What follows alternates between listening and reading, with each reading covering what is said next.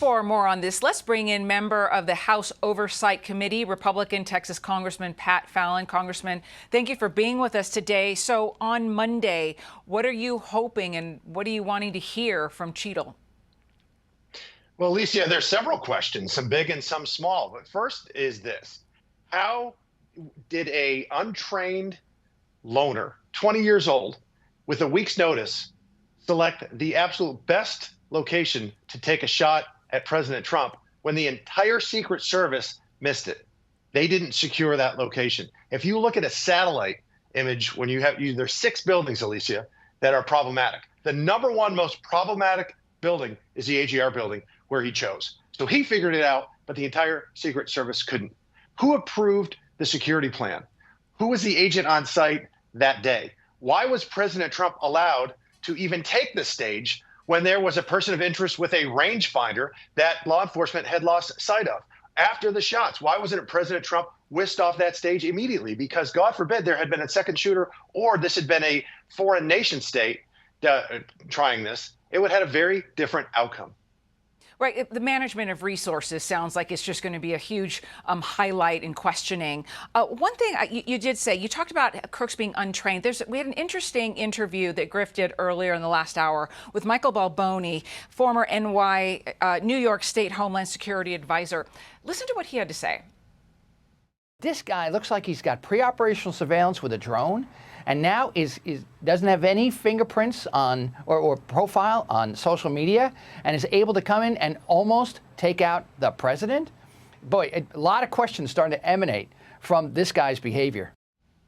How does that hit you, Congressman, the possibility that this is someone who actually may have had training and really wasn't an amateur?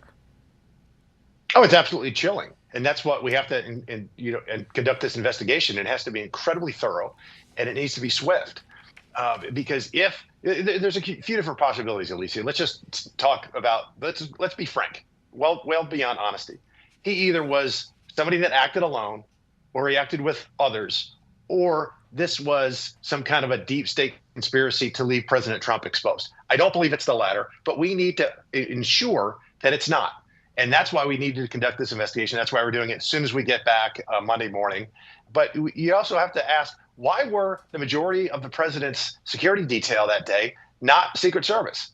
That we've just learned that. Only 22 Secret Service agents. You cannot secure the president of the United States, former president and leading candidate to be the next president, with 22 Secret Service agents when you're talking about a crowd of 20, 30 plus thousand. It's ridiculous. Well, you and your colleagues are going to be very busy this week. Chad Pergrin was talking about it as well. In addition to the hearing that you will be in attendance for on Monday, you have one on Tuesday with Pennsylvania officials, right? And then on Wednesday, FBI Director Christopher Wray will testify before the House Judiciary Committee. This is in stark contrast to the on-camera briefings that we have seen from all of those in charge from the various departments of our government. Zero on-camera briefings. We are 1 week out. The American people have yet to hear any of the leadership from these places come forward and just talk to them. Yeah, Alicia, you make a great point. They're ducking and covering. I asked the FBI for access to the Butler site for tomorrow, and they didn't respond at first. And then they said, well, it's an active crime scene. You can't come.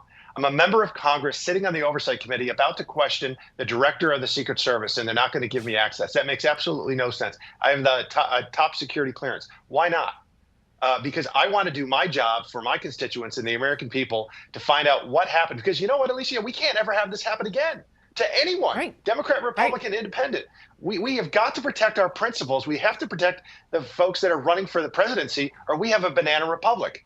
And it infuriates me that they're just trying to, really, it seems like, covering their backside instead of finding out the truth. Congressman Pat Fallon, you do have a busy week ahead. We thank you for this time on your Saturday. Good to see you. Thanks, Alicia. God bless.